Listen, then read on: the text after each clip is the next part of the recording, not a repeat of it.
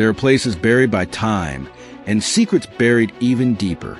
In 1973, a remote village in the northern hills vanished overnight. No survivors, no explanation. Locals whisper a forbidden ritual, one meant to seal something ancient and unspeakable. But 50 years later, 3 thrill seekers stumbled upon a journal in the ruins, and now, the evil is stirring again. It began with a dare. Armin, Zara, and Bilal, urban explorers and amateur filmmakers, were looking for their next viral scare. Deep in the wilderness of Swat Valley, hidden beneath overgrown foliage and layers of silence, they discovered Qafra, an abandoned village that hadn't appeared on any map for decades. The silence was wrong.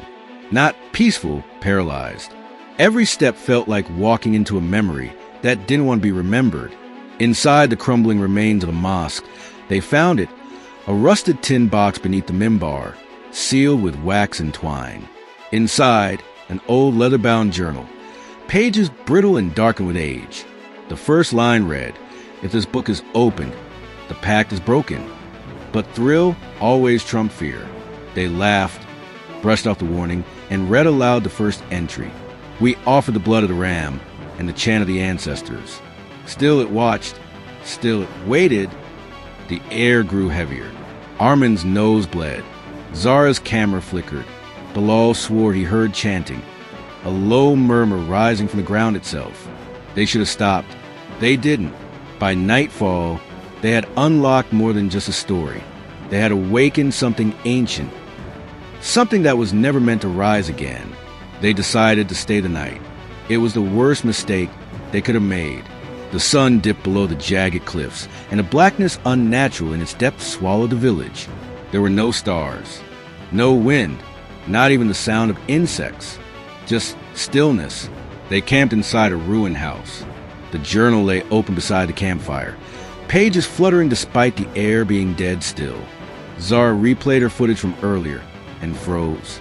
There was a forced shadow in the background, not theirs. She paused the video, rewound, zoomed in. A hunched figure, skin stretched and gray, stood just outside the mosque's shattered window. Its eyes, white, wide, and locked on them. Before she could speak, the fire snuffed out, plunging them into complete darkness. Bilal lit his flashlight. Armin was gone. No footsteps, no scream, just gone. They scrambled into the night, calling his name. Zara's flashlight flickered, then died. Bilal's voice cracked. He'd found something. It was Armin's phone, half buried in the dirt, still recording.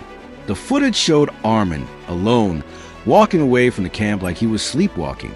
Then came a low hum, a chant, and something moving behind him. Not walking, crawling. "We should leave," whispered Zara, her breath visible in the suddenly freezing air. But it was too late. The journal had reopened on its own. Its ink now fresh, dripping as if recently written. A new line had appeared. 1 taken. 2 to follow. Blood for the gate. From the darkness came a dragging sound. Slow. Wet. Getting closer. They weren't alone anymore. They ran. Their screams echoed across the crumbling stone paths of Qafra, but the village never seemed to end. Every turn led them back to the same spot. The mosque. Something was warping reality. Inside the mosque, the journal sat waiting, now on a page that glowed faintly red. Bilal, trembling, flipped to the next entry. The gate lies beneath, buried in bone. Only blood opens what chance cannot. Zara's voice cracked. Armin's not dead yet. He's being taken. Then they heard it, a muffled scream from below the mosque floor. Bilal grabbed a fallen pickaxe from outside, and together they pried up the cracked tiles. Beneath lay a narrow stone staircase, spiraling into pitch blackness. The air that rose up was warm, foul, rotten. Step by step, the light from their torches dimmed unnaturally. On the walls were markings, drawings of a horned creature emerging from a pit, surrounded by people with hollowed eyes, kneeling in blood. Then they reached the bottom, a chamber, circular, lined with skulls and bones.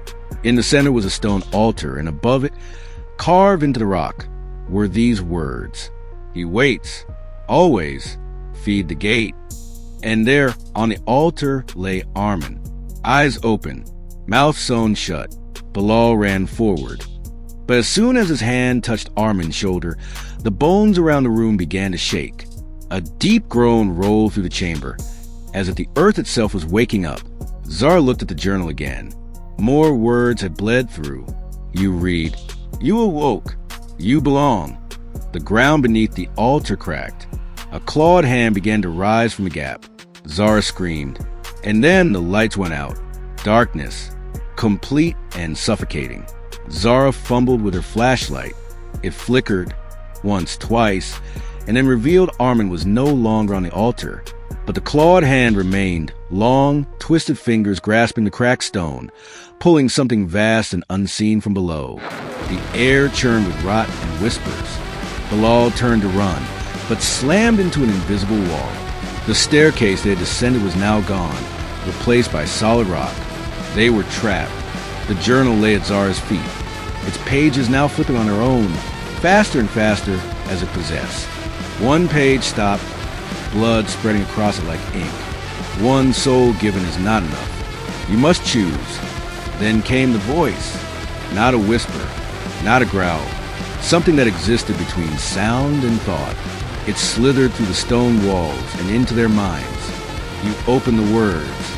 You broke the seal. Now feed the flame or burn in it. The altar began to glow red hot.